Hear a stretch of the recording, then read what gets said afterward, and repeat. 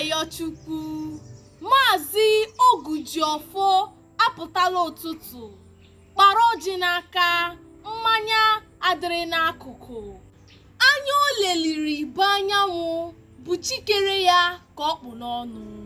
Ndị mbụ na ndị egede, ezumezu na ndị nna ya ochie, Chibọrọ afọ abụọla nkwọ.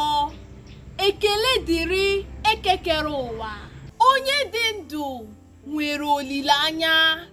Ihe afọ ga-eri akọla anyị, ma onye ukwu ma onye nta ji ọfọ, ma ọfọ mara aka ji ya. Ọmụmụ bịara be m, ngụọ mkpụrụ ya Anayọchukwu.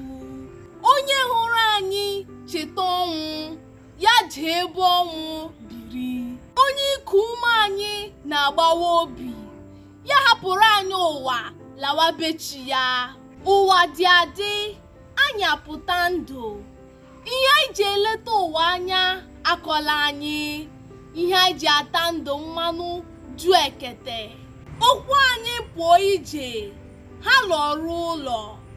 Ihe ọma juru anyị n'obi, ha pụta ìhè. Nke ọjọọ laa n'afọ nne ya. Ụwa gawa ka agwọ, ma nke ka anyị abịakwutela anyị. Ka nne na nna zụpụta ụmụ, ka ụmụ zụta ihe n'ụwa ma lekọta ndị mụrụ ha. Udo na ọṅụ adịrị n'ezinụlọ.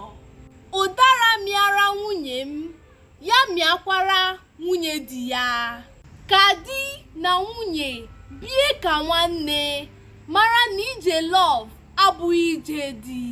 Ka ọ dịwa ebe uche anyị ruru, ka ọfọ soro ibe ya ree. Ndewonu. Abụ m Nwaada Supplications Alugwe na Dono mma o.